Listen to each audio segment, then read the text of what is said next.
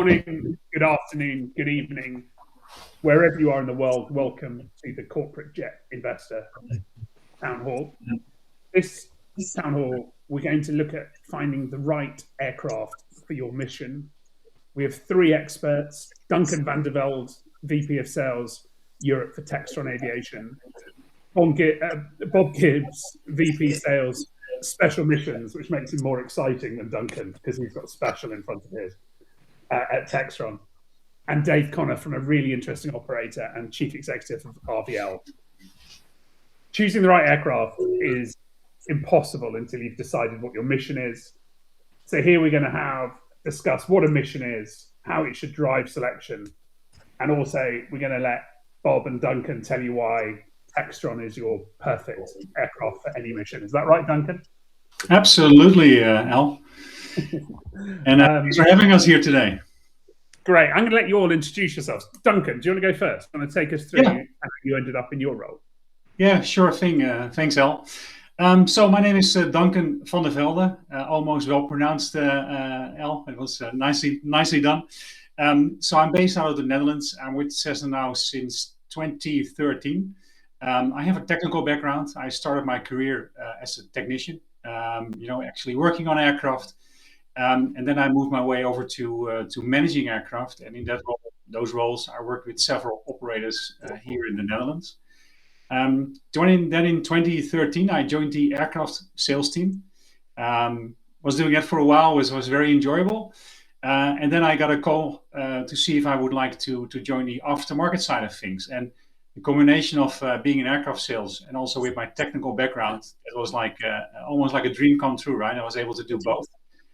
Things I enjoyed. So I went to support the aircraft sales team in the aftermarket role for Europe, Middle East, and Africa.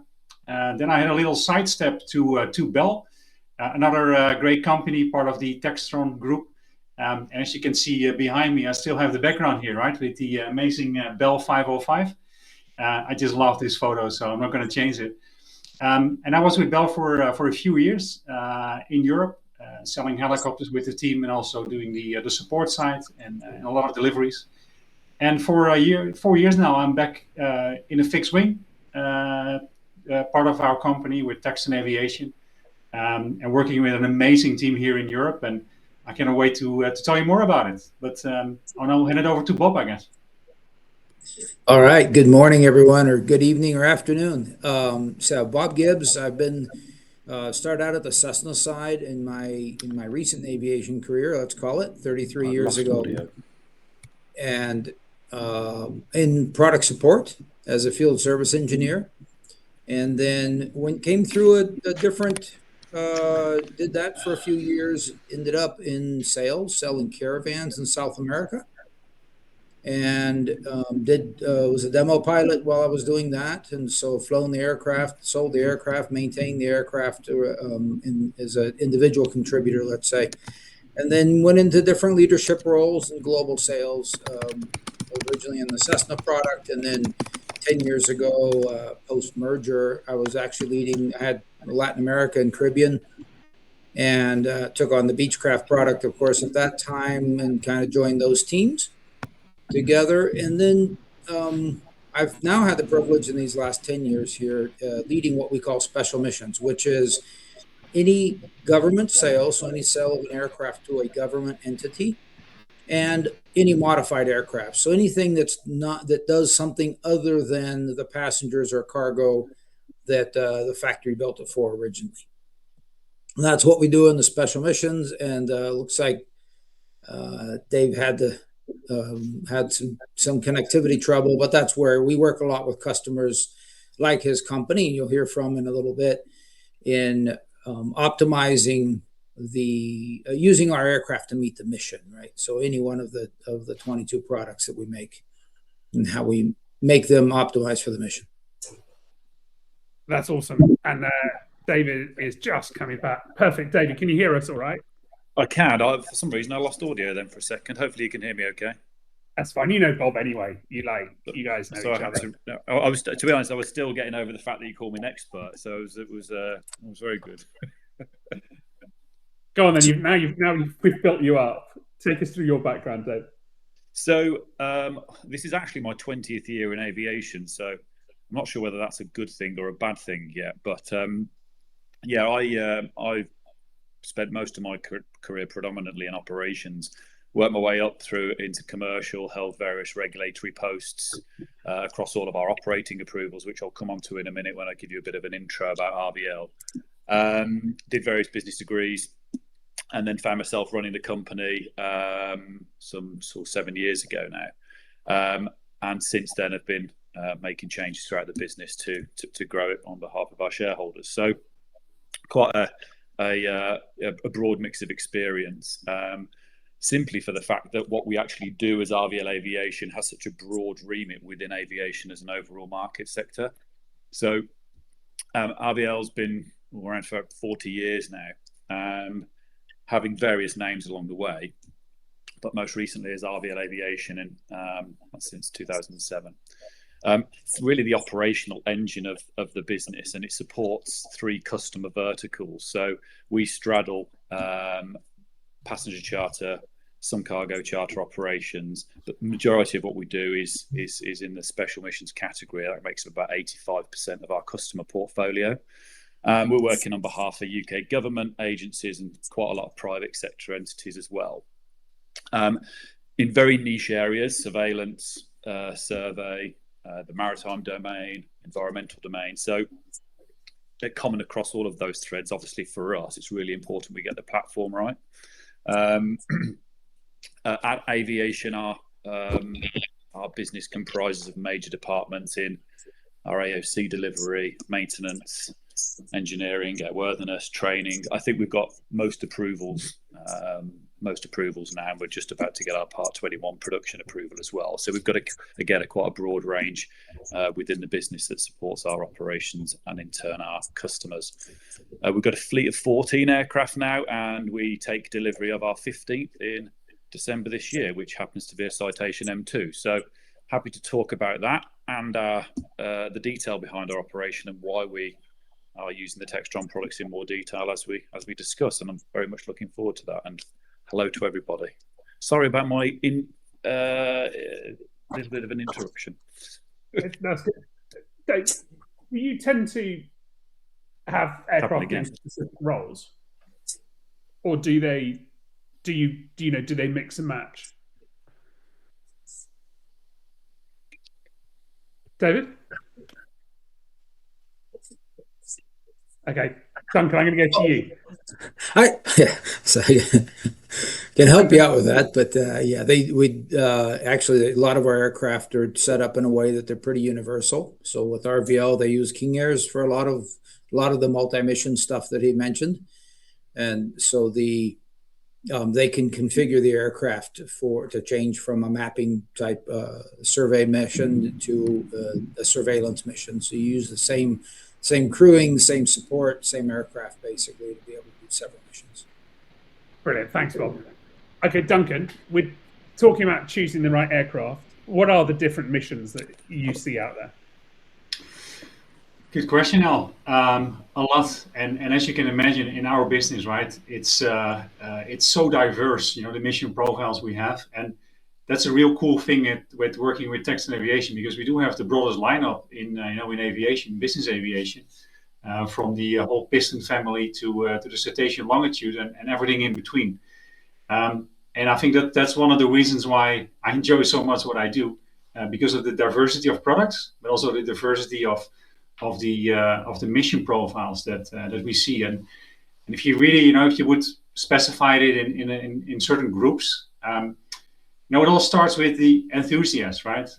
Somebody who enjoys flying, the passion for flying, the performance that comes with it, of course, and the overall ownership experience. But very often, these people, they just have a love for aviation, and that they purchase their first piston aircraft, and they start flying. And very often also I speak with pilots about their career, and like almost all of them, they started flying on a 172, right? And that's what you see with that segment, that enthusiast.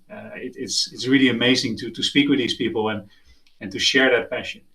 Of course, we also have pilot owners. They are very hands-on on the operation and also looking at operating economics, of course, and safety. These are people that fly around with, for business purposes, but maybe also with their families and with colleagues, with friends. And this is why we have the whole 525 lineup of aircraft. Now also with the auto throttle and auto land on the M2, Citation M2, the CJ3, but also the CJ4. The CJ4 is the biggest aircraft and can be operated, single pilot. But also, of course, we have the King Air and a whole mix there. And that pilot owner, we listen to them and we tailor these aircraft to that specific group of customers as well.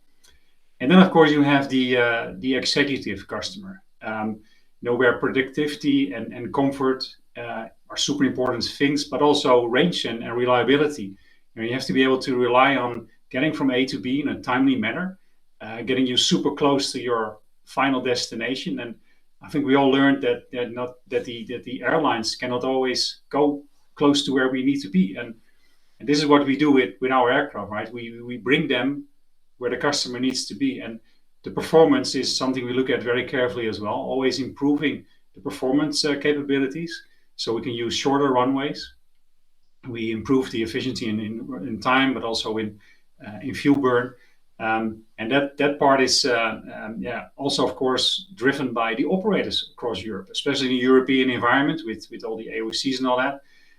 So we also look very carefully on what is the operator, what is the need there, where do we need to fly to, and how can we tailor that to what they need, so that executive and operator element is also for us a very strong area to be active in. And of course, we have special missions, but that's more for Bob to explain. But there's always this overlap between what we do and with special missions. Our aircraft can be configured in any way, shape, and form that you want. So where we on the one hand sell commercial type aircraft, Bob and the team is also selling those as in special mission configuration. But Bob, I'm sure you can tell much more about it than I can. Yeah, absolutely. As Duncan actually alluded to, or stated in different words, every customer's mission is unique. So when there's a certain terminology around special missions, that every one of them is unique. But what we do in our approach to it is, because of the broad lineup with 22 different aircraft of every size and every range and every price point, pretty much. We'll work with the customer on what they're trying to deliver to their end customer, and that could be data out of a mapping situation, right? Where we have countries that are very that do a lot of mapping of like real estate, things like that, and so they're concerned about the data output, and so it's the best platform for the technology of camera to get the best data. We have, I like to use the example of an ambulance, because if you're part of the health services and you're looking for an ambulance, you have a lot of attributes that you need in the how the patient's transported and what equipment's available and how much space for the medical team to work. The chassis it's built on is not usually your first request. You don't go out saying, I need this chassis and then I'm going to build an ambulance on it. And so we take that approach with the customer to say, what are you trying to solve? Because we do have the broadest lineup in the industry, and you get the backing of the OEM, where we've got not only the continued airworthiness side of it, but also the data packages. We'll do engineering service agreements, data license agreements with customers, so that over the life of that aircraft, as they need to make changes, as their mission shifts and changes, they can adapt the same aircraft to do many different missions over the time. Can I just echo that? Hopefully that if it does break up again, I've changed my browser. I'll refresh and I'll rejoin. Hopefully it doesn't continue in that vein. Just echoing what Bob you just said. From our Velde's perspective, we work from the customer backwards, and typically that's how we arrive at the platform of choice. So technically we're platform agnostic. It just so happens that Textron is able to meet most of our customer requirements across all of our sectors, and for us, commonality across the fleet is one massive advantage there, but also flexibility in terms of how we can switch between different customer verticals at any point during the year. An example of that is how we re-roll aircraft from specific particular missions. So in one particular week, we could be operating passenger aircraft. The next, with the same aircraft, we could be operating a survey mission.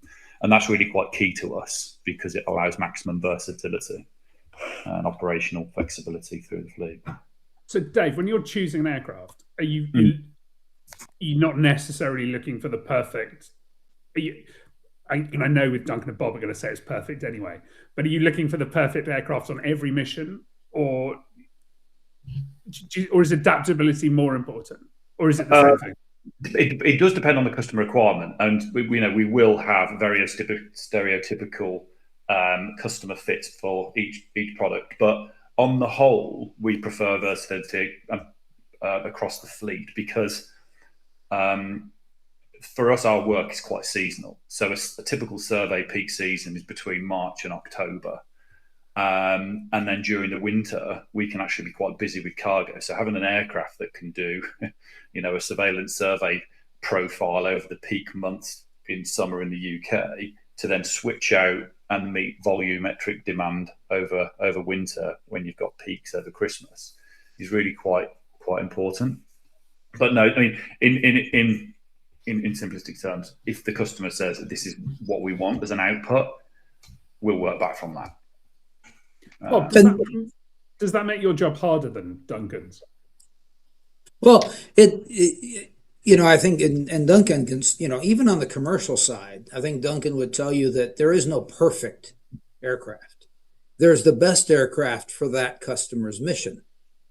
And so what we bring from the special mission side is we can make any aircraft multi-mission, which gives the operator the most flexibility.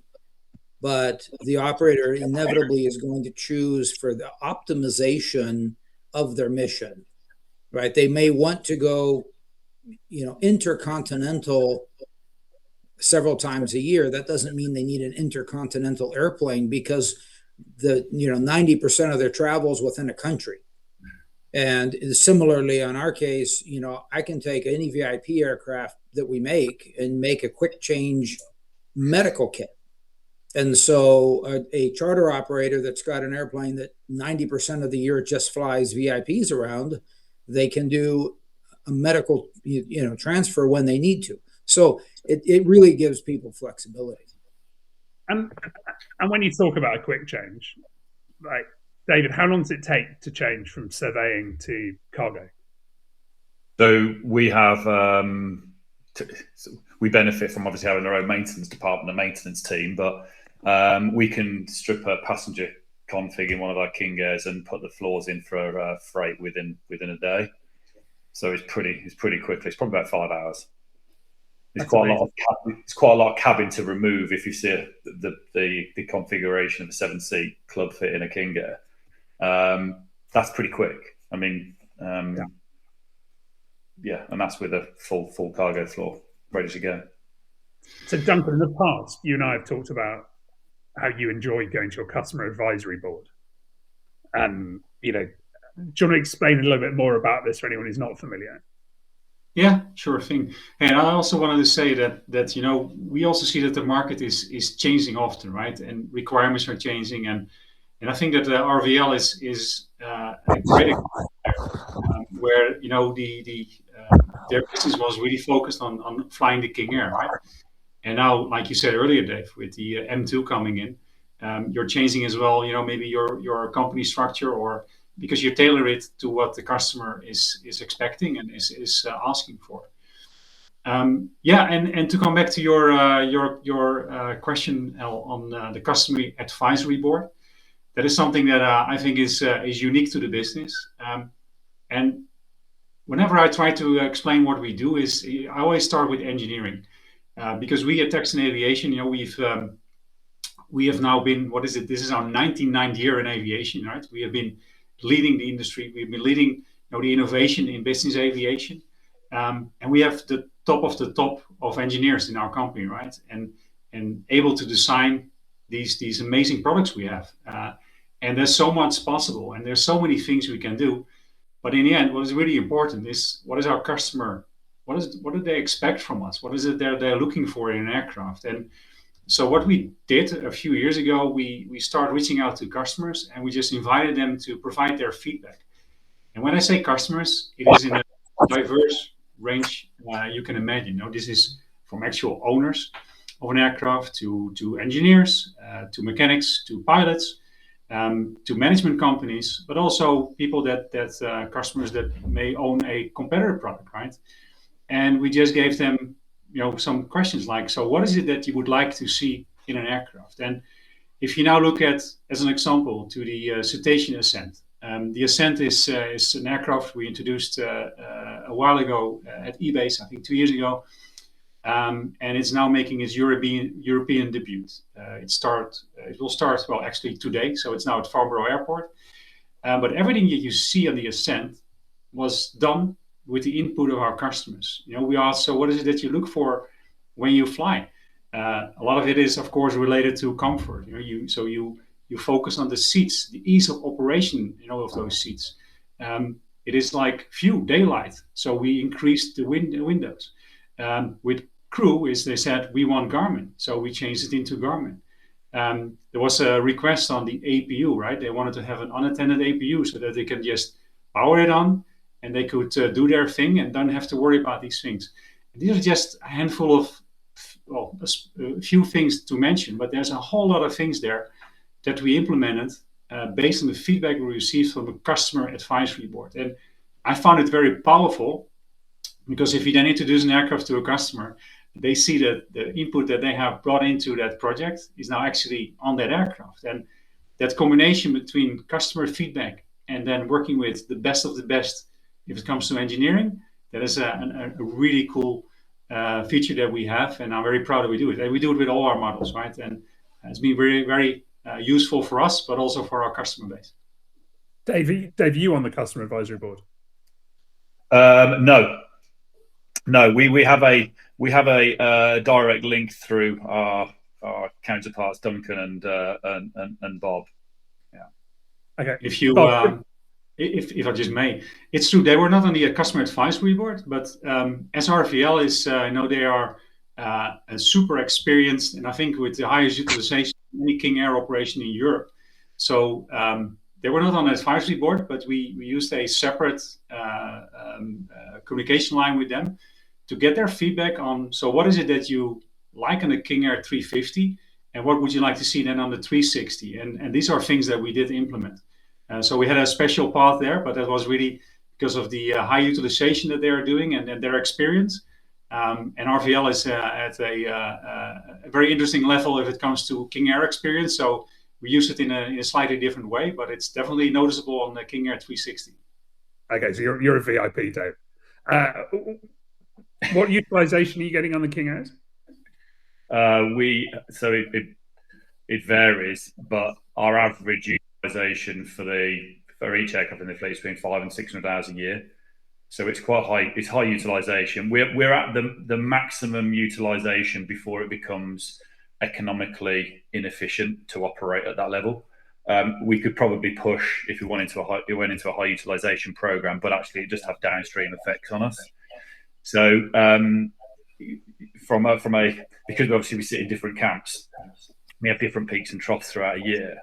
On our passenger activity, though, I can tell you, we're pushing 600 hours at least on the King Airs. In fact, since introducing the 260 about a year and a half ago, we've already blown that annual utilization. Just going back to the product fit for our customers a minute. The reason we've actually got to the M2, again, it's another example of how we work back from the customer, but from our perspective, and that is we operate in a very niche market for our charter operations, predominantly moving people in and out of the Channel Islands and into Europe. And the King Air is the most well-rounded aircraft for that operation because of the geography and the operational environment. But what we were seeing is our customers wanted to go a little bit further, a little bit more comfort, a little bit quicker. But we didn't want to sort of reduce all of the benefits, or sort of take down all the benefits that the King Air provides in terms of, you know, runway performance and, you know, turnaround times, you know, all that good stuff. Hence why we arrived at the M2, because we can take all of the good stuff from the King Air platform and profile and move that to the M2 so that the customers benefit from all the add-ons. That's awesome. Bob, Duncan's talking about how they've taken ideas from the customer advisory board and from key customers like RVL. Have you got any case studies or examples where you've taken ideas from special mission customers? Oh, yeah, I would say it's almost daily, right? Because in our world, every customer is actually trying to do something that's a little different. And I would put it in a little different world where we often have tried to kid ourselves and think that there was a standard package that would work for someone, and it's always unique. Because even in a fairly mundane, you know, let's say a transport for a government agency, they just want an airplane to move people around.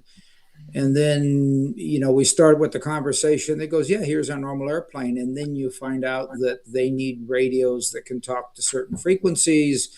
You get, you know, it just becomes, it's always evolving. And so we're always making changes. And then the way we approach it is we try to really, for the most part, there are one-offs that aren't worth it, but when it's valid, we'll usually make a kit out of it. So for a King Air, we have literally hundreds of kits available of different things. It's already certified. It's already turnkey from the OEM. No foreign validation required, kind of a thing. And because we do most of it on the type certificate, which is different than doing an STC. So we'll actually make those changes to the, you know, add it to the type certificate, to the type design of the airplane. So it becomes more of a service bulletin. And it really helps with customers when they go to their authority and say, I want to make this change to my aircraft. So that's been our approach. Also working a lot with the technology providers, because we have the customer demand, and some customers have a very precise requirement. I need this camera because that's the camera we use in our fleet.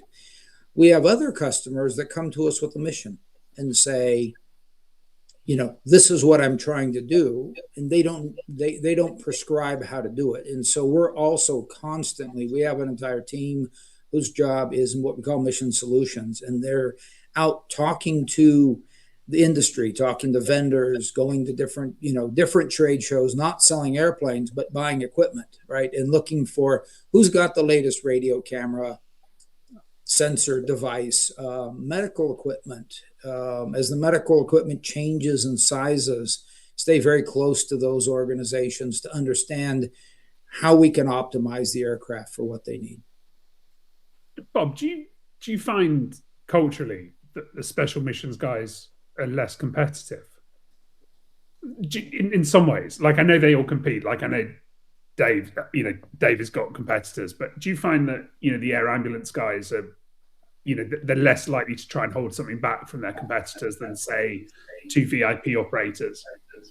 The challenge in our industry is certification. So once something is STC'd, it's not very secret anymore, right? And so I'm sure there is a leading edge competitiveness. I'll let David speak to that. But from where I sit, usually, they're competing for the business with their customer. And I can talk about that if you want to talk about how we deal with tenders. That's a whole other topic. But yeah, they're competing for the business with their customer. But at the end of the day, they're buying equipment from someone, and that someone's selling it to anybody, right? So it becomes a little bit of a. But I'd be interested to hear Dave's approach to how you see that in your market. It's interesting because I guess just listening to the conversation so for RVL, we do a lot of work to our aircraft in-house. whether that's our own STCs or whether it's leveraging STCs that already exist, whether directly through Textron or a third party. And we are providing the customer the solution. So we're kind of a conduit from Textron as an ultimate source of aircraft to the end client. And yeah, from our perspective, that's the primary objective, to make sure the customer's got what they want. So hence why we keep everything in-house. The King Air specifically in our operations is incredibly useful because of the fact that it's still in production after so many years, which invariably means over that period of time it has been highly modified, whether by us or by somebody within industry, and therefore barriers to actually introduce new technology or introduce new hardware, no matter what it is in the special missions category, are significantly reduced because there's a precedence. And that's why it's one of the most versatile platforms, and something for us makes it a hell of a lot easier to manage. From the competitor's point of view, I obviously can't speak for our competitors, but it'll be a similar scenario knowing who they are. So, but do you talk to, say, someone doing surveillance, in America operations, or not? Is it all so secretive? It depends on the customers. I mean, government agencies, military defense applications. Yes, there are safeguards in place there to protect IP and whatever you. But in other areas, such as airborne mapping, there are only so many airborne mappers, and that data set is not as sensitive as your military applications. So it does vary between customer and ultimately end user. Okay, so Duncan, you've gone through this. So when we're working with customers, obviously, if you take a situation like mapping, the customer selection ends up with, our customer, let's say the middle, the conduit, as David referred to RVL, they're looking for reliability, they're looking for support from the factory, they're looking for cost of operation. Those are the things that we bring to any of our customers, right? Which is, we believe we've got the best value proposition and the best global support. And that goes, it doesn't matter if it's a VIP Longitude that's just being used for a corporate use, or if it's a high utilization, again, corporate charter, or if it's a high utilization surveillance mission. They really want the airplane to be there available every day. They want to know what it's going to cost to operate. And they want to know that the company they bought it from, even is there to back them up. And I think that's the strengths that we bring to the market across the board. I don't know, Duncan, what are your thoughts from your customer base? Yeah, well, Bob, I think if you go back to what this session is all about, right? Is choosing the right aircraft for your mission. I think we have to look at all the elements that whether it's special missions or the commercial business or the private business that I represent, and it really starts. What is how are you planning to use the aircraft? Is it private? Is it business? Is it charter? Is it special missions? Right. That's the first thing you need to understand, and then you're gonna look at the performance requirements for what is it that the mission should be. What is needed there? Is it based on range? Is it payload? Is it runway?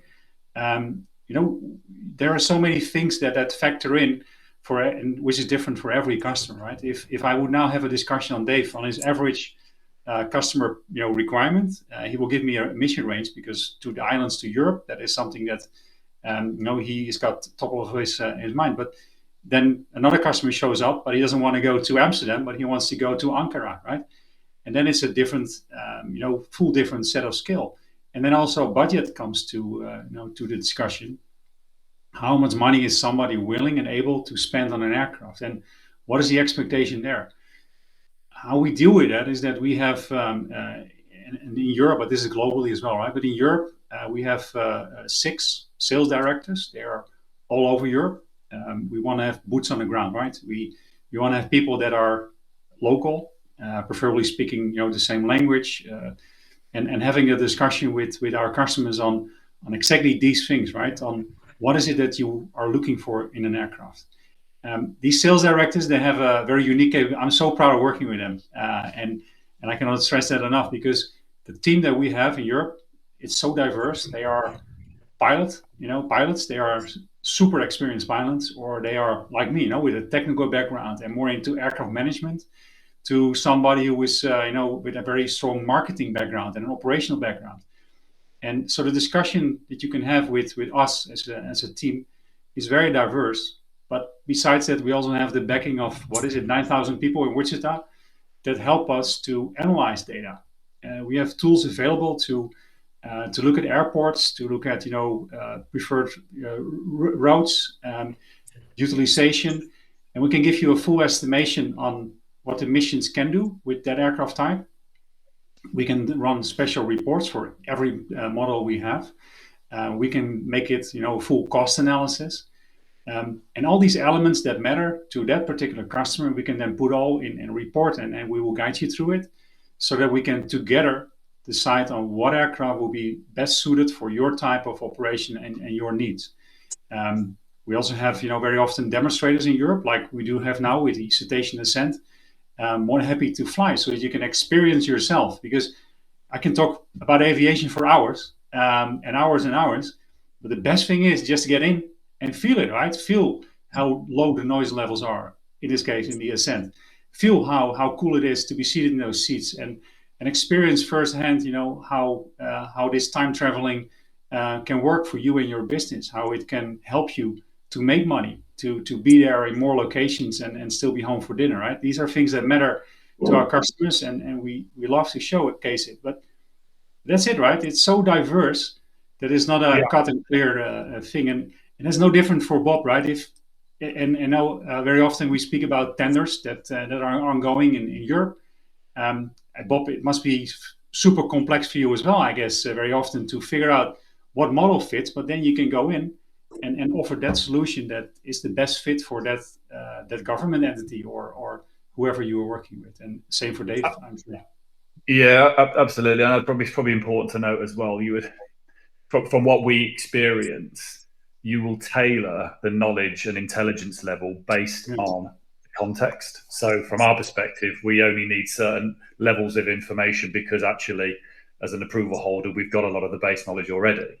But there might be another customer that doesn't have that available to them readily. So one thing, Textron, you are very good at is obviously tailoring that knowledge level depending on who your customer is. Which goes back to the point I was making earlier about the sort of the conduit and how we wrap our customer requirement around the assets. Did you enjoy buying the M2? Well, from an emotional experience, yes. I mean, not as much as our customers will enjoy it, I'm sure. From our perspective, this is a business case based on market demand, based on a very specific group of individuals that will be using the aircraft for us. So yeah, it's great. I mean, the pilots are good. Pilots love it. Everybody at base is going to be really enjoy having the aircraft online on our apron, because it's something new, it's shiny, and it adds another string to our bow. So yeah, we're pleased in that sense. Bob, how important is the process of buying an aircraft is obviously really important. How important is servicing it once it's been delivered? I would say it's probably the most critical. It's what keeps customers coming back, because it doesn't matter if you're doing high ops tempo missions that require the airplane to fly 8 hours a day, or if you're an individual that made a decision to invest in your business and in your transportation, because we sell time machines in the VIP's world, right? That's what you do. It's how do you efficiently get from your base to your meeting and home at night, right? That's typically how people are looking at this.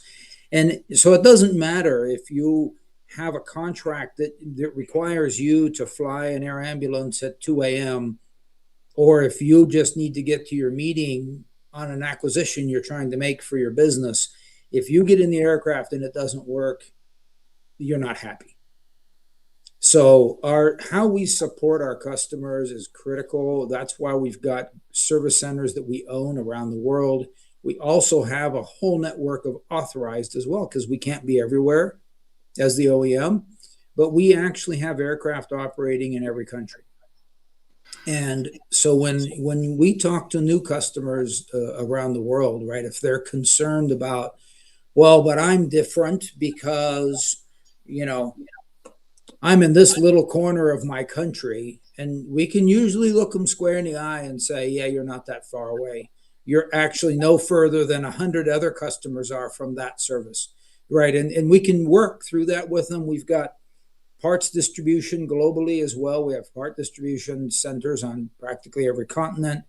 Like I said, our network of service, we have in many countries, we have service mobile service units that we can take to the customer, and a one call system that's a 24/7 AOG call line you call, and we'll have not just pull together the expert from where the part is, from where the tools are, but actually it goes on a big board, and the whole, our leadership knows which aircraft are AOG around the world, and it helps our quality system, which makes it better for the next customer. I think the entire ownership journey, right, is so important. And like you said earlier, Bob, that returning customers, that's something that we have been very strong at for many years, and for good reasons, right? If you look at how much we invested in the European support network, we are based in Düsseldorf, in Stuttgart, we are in Prague, Paris, Zurich, Valencia. These are huge service centers there to support our customers. We have what I call mini Wichita, but I'm not sure that is a formal name, but we have a huge parts warehouse in Düsseldorf. And it's massive, because we want to have local solutions here. And so we can act quick. To your point, Bob, you said one call. We have people at the service center in Valencia that are available 24/7 to take that call. If you need help, we are there to assist. But that's the support side. And if I'm an aircraft sales, right, and selling an aircraft, it's relatively easy. Yeah, they're going to kill me for it. But because we got such a diverse portfolio, we will have an aircraft for every mission requirements, right? And then you go into the specing of the aircraft, and you figure out which aircraft is the best suited, like we just talked about earlier. But then, like Dave, did you enjoy it? Well, the delivery is still yet to come, right? Of that M2. So we will make sure that the delivery experience is nice, and he will go home with a smile on his face. Fantastic. But then what? And that's where it starts, right? Because it starts when the aircraft is flying, and this is where customers need to rely on us, that we will take care of them. With having the right people in place, with training facilities like we have with flight safety at Farnborough, these service centers, but also predictability. We offer a whole set of programs, Pro Parts, Pro Tech, and then engine programs, of course. But making sure that if you know you're going to fly 400 hours a year, that you can make calculations up front, what the cost is, and we will take care of you. We will have the right parts and the right tooling, and like we always say, right, we have the right part at the right price at the right place. And these are things that matter to our customers, and this is why they also, that they come back to us for the next model. So that whole ownership journey, it starts with aircraft sales, and when talking about the mission and the budget and all these things, but just that's a very small step. It's everything else that then comes after it. And I think this is one of our unique strengths we have, not only in Europe, but even globally. And that's how Unfortunately, I just get paperwork. So the whole delivery process for me is somewhat academic. Although we have taken delivery, in the past 6 years, brand new 250, then the Kingo 260, and December will be the M2. And I've not experienced any one of those delivery processes. I've been our delivery team that have had all the enjoyment. But I mean, from my perspective, running the company, the customers enjoy it, and that's where I get my enjoyment, because feedback's good, then it makes my life easier. Bob, you use the term time machines, which I think everyone in this industry users and across the board for the VIP and the corporate shuttles and the business jets. What are special missions? Are they tools? Yeah, they're money making machines. It's different. It's either critical to an industry, right? And it could be, in the government situation, it could be security of their people, security of their border. It could be, an oil company that needs to patrol their pipelines and look for leaks. It could be power companies that are, again, patrolling. They're looking at their power lines, making sure there's not damage, again, for the safety of their customer and for the good of their business as well, right? Because they don't want losses from those things. So it is a little bit different than just time, but a lot of it's very time critical. If you have a large industry or a mining company, often we'll have something like an aircraft to get a part to a mine, because if something fails and they can't get the part there, they lose a lot of money. So it's different. We're more in the tool, and as David said, our process is much more analytical, much less emotional, because the buyer many times is not it's not a luxury, right? It really is a tool that's going to go to work. And so the process is much more technical, but both in the aircraft selection, because we work with customers like RVL who are extremely capable, and so they ask questions that are 3 layers deeper than the average company would, because they're actually thinking about how they're going to look at it. So they need to know how the structure was made and not just how the seat's sewn. But Bob, if you because you said money making, and that's true. But not that long ago, I was invited by Aviation Sans Frontières, Doctors Without Borders, Yeah. And they were telling me, and showing me what the caravan is doing for them, right? And this is not about money. This is not about being on time. It's being on time to save a life. It's saving lives, yeah. Yeah. If you then see how they utilize our aircraft, right, with all this medical equipment, it's just mind blowing, and it makes me feel very passionate to aviation, which I already am. But after meeting with them and see how they use their assets, it is just mind blowing. And also, when I was invited by RVL, I think I was there last year, I got a tour on the things they do with their special mission fleet. It gives me almost the shivers, right? It's just fantastic. But also, if you look at the oil, you said it earlier, right? With leakages and protection, firefighting. When it was a huge article this morning about fires all over the globe, right? And especially in Europe, Spain, Portugal. This is what our aircraft do, right? We monitor the situation, and we go in before things get out of control. And I'm very proud of what we do as an industry and how we deliver that. And that's why, Bob, I think that the special missions team, and also with RVL, is doing a great job there every day. And it is important on a global scale. I think it's really important to highlight that. And thank you, Duncan, because a lot of people think of aviation as a luxury, and those that aren't in aviation. And when you get closer to it and you look at it, and I think it's something that we as a total industry, right?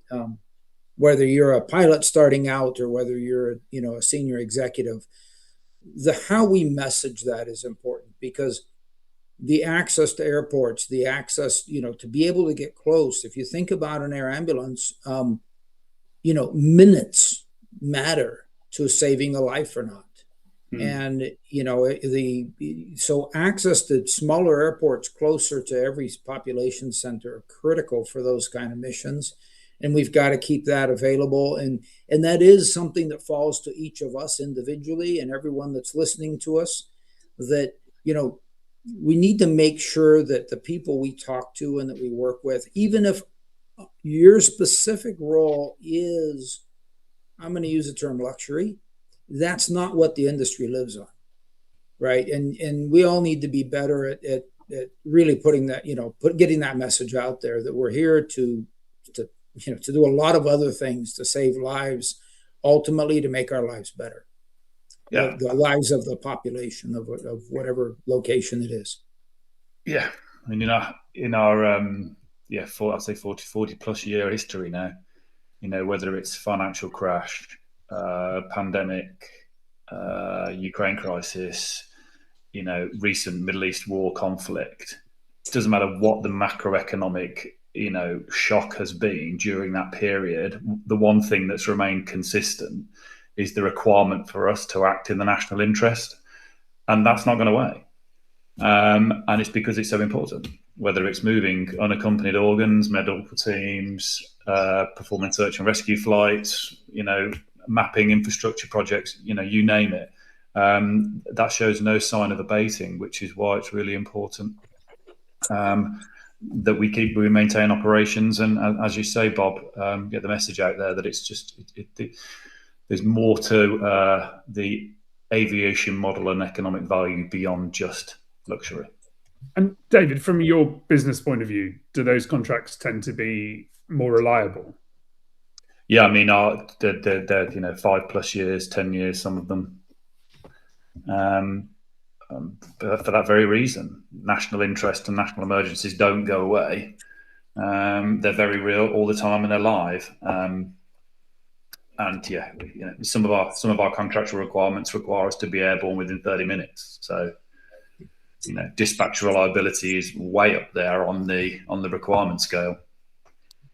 Bob, are there any special missions that will surprise people? Anything that anyone's not aware of? I can give you a funny anecdote if you want. Yeah. So during the pandemic, we were transporting sewage. Yeah. And that was because it had to be sent to laboratories to do testing on the water to see whether there was actually COVID in the sewage samples. So you name it, it's been on one of our aircraft. Bob, can you believe that? That's I can't beat that one. I would say it's hard to imagine something that can't be done, and that is done frequently. Yeah, it is all over the place, and some are very unique. A lot of it is, there's a lot of things you don't think about that are needed. But David mentioned response time. It gets back to reliability. It gets back to how aircraft are designed. We've had tenders that, that the companies that were bidding the tender, they had to go from a dark cockpit, dark, cold airplane to taxiing within a couple of minutes. And we had to, I went out on the compass rose with our pilots and said, okay, shut it down. Let's do this. And I filmed it on my phone because the customers that were bidding for the contract, which, the companies like David's, right, the RVLs of this particular incident, they were wanting to know if our product was the best product. And so, there's a lot of really strange little unique corners that people have to ask you about that you go, well, okay, we'll go try it and figure that out. Duncan, from your point of view, when you have a menu of aircraft available, don't you, that you can give someone? Someone like David's not going to come to you going, he's going to come to you saying, I want that dish. I know exactly what aircraft I want. I want this. How many people come to you and, you're actually getting the menu out going, take me through what you want to do? Well, it really depends on the customer type. We do have a very loyal customer base that are repetitive buyers, and they are more familiar with what we have, right? And they have that mindset. For example, we have a CJ4 owner who is now just signed up for a citation latitude. So in his mind, there was already a logical step. He just wanted to grow into that model. Very often when I speak with concept buyers, the sky's almost the limit. They just want to get familiar in, okay, what is it to own an aircraft and how does it work? And then you walk them through that those stages, and then you're going to show them some of these aircraft. I remember the very first deal I did, and it was back in 2013. I got an email from somebody who was just asking questions about aviation. He wanted to go from A to B. So I sent a pretty standard reply back, right, on just some general information. And then we agreed to have a call. And from this gentleman, not being so much familiar to aviation, we spoke about the different aircraft we have and the possibilities and how it is in terms of space and the performance. Which runways can you take and what are the destinations that you can reach on with those aircraft? And it was really an interesting discussion. Well, to come to speed forward, 3 weeks later we met in Paris, and he signed up for an XLS because he found that aircraft to be the right aircraft for him, and it was. So it was a very open discussion. He was looking at all the models from the M2 to at that time we had the software and all that, and he decided to go for the XLS. And so yeah, it happens a lot, mainly with concept buyers. For those who have already a bit of experience, they already have the mindset on what they want and what the next step should look like. David, when you're doing a lot of your work, does the customer have an average age they want? I'm just wondering why you buy new rather than going pre-owned. I'm not trying to upset Bob or Duncan here. So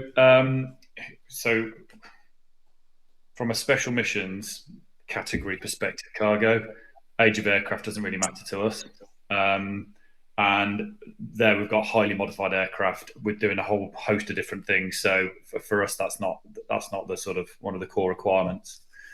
For our charter operations, we have demonstrated and booked a trend, actually, certainly within the UK market, that you can make the economic model work by buying new. And it's really important for us because actually we see more increasingly now the passengers who are ultimately chartering the aircraft are very sensitive to age of aircraft and also, cabin fit, performance, whatever it might be. So we do have the youngest King Airs in operation in the UK on commercial charter operations, and I know that when the M2's delivered, it will be the youngest in the UK that's operating. So for us, that's a selling point. It's also value creating. But yeah, I mean, typically you can see a lot of in the UK market. It's not always brand new assets that are operating in the charter market. Bob, with the King Air, you're happy to say it's sort of the Land Rover of the skies, aren't you? It can be. Do you think the fact that you can switch missions, you can take a VIP one and turn it into a special mission, is quite important for values, resale values? Oh yeah, yeah. The aircraft absolutely will live on and will have pretty high demand. And because of that fact that we have a lot of different things that can be done with the aircraft. That's true with the Caravan as well. That's true with, with a lot of our products. The business jets get used a little less post VIP, but even there, there is some of it that's done that way. But in the King Air world, for sure, very definitely, we're working with customers right now that are trying to, they need to build up some platforms for a contract that they're going to do. And we're helping them acquire the used King Airs because we also have a large pre-owned operation because, most of Duncan's customers that want to buy a new airplane, a lot of them already own one of our airplanes, right? So we'll also help them sell their old aircraft. And in that assistance of selling the aircraft, then we'll actually work with them on, okay, what are you trying to do? What's your mission? What's the best aircraft? And then we'll go to the market, try to find the aircraft for them and put the mods to it, pull it into one of our service centers and they can have it modified and ready for the mission. On the original new versus used question, to David's answer, a lot of times in a specific mission scenario, if you're just trying to do mapping, the end result, as I said earlier, is data, right? You're trying to get an image or a set of data points from snow depth or whatever it is you're trying to measure, depending on the mission. So that mission output doesn't require new versus used. It doesn't care how old the thing holding the sensor is, right? But where we come in special missions is obviously things like obsolescence matter in things like the dispatch reliability of an aircraft, right? So newer airplanes are easier to support. Customers realize that. Our parts inventory is obviously optimized for more recent airplanes. You know, we have a lot more parts for a 5-year-old airplane than we do for a 45-year-old airplane. We just don't keep those in stock because you don't sell as many. So it does make a difference. The big thing from special missions is we actually sell turnkey packages. So if a customer comes to us and says, I need an aerial photography aircraft, we'll actually take it off the production line, modify it, and deliver it to them turnkey for that. And that makes a difference for a lot of people because not all companies, a lot of David's competitors don't have the same depth of all of their own design and modification capability. But even when they do they want to own the asset while they go through that? Do they really want to go through all that? Or do they want to let the OEM handle the pedigree of what they're getting in the end, right? Where the OEM will stand behind it and say, yeah, this is how we integrated it. This is what it is. Here's your continued airworthiness instructions, and give you a package that works. So the new typically is pretty compelling when we sit down and have those conversations. But the multi-mission definitely keeps the product, the resale value up. Okay. Final, really quickly, David, what's your one piece of advice to someone looking to buy an aircraft at the moment? Which depends on your customer. It depends on the requirement. I think the earlier you can engage with whether it's Textron or whoever, the better, because then they'll bring you along the buying journey and they'll match precisely what you want. That's the best bit of advice I can give. And do all your customers listen to that? They rely on me to educate them. They're not necessarily the ultimate buyer of the plane, so it's very different depending on what the context is. But they rely on us, and they for our and the trust that we have in terms of providing the operational effect, and that's common across all of the sectors. Bob, what's your advice? I actually agree with what David said. Engage early. Let us help you with the thought process of which is the best product. What do you really need to do? Because sometimes people do come to us believing they need such an aircraft to do this mission, and then when we have the conversations with them, we can show them how they can get lower operating cost or a lot more availability. Longer loiter time, for example, right? We can keep a sensor in the air for 10 hours. Is that important? Those conversations that they may not have thought of. Duncan? Yeah, so I had a few seconds to think it over, right? So Al, we have, like I said earlier, the broadest lineup in the industry. So we are also capable to build a solution around the mission and not force the mission into the aircraft. Because we have an aircraft for every mission, and that positions us unique. So reach out and we will sit down and go through all the data sets, and we'll get you the right aircraft that will fit your needs. Brilliant. Thank you so much for joining us. It's great having people from France, South Carolina, Switzerland, Chattanooga, Liverpool, Delaware, Argentina, Washington, D.C., St. Louis, India, Vienna joining us. Nice. It's been great. Thanks so much to Duncan van der Velde, VP Sales, Europe, Textron, Bob Gibbs, VP Sales, Special Missions, Textron, and Dave Connor, Chief Executive of RVL in the UK.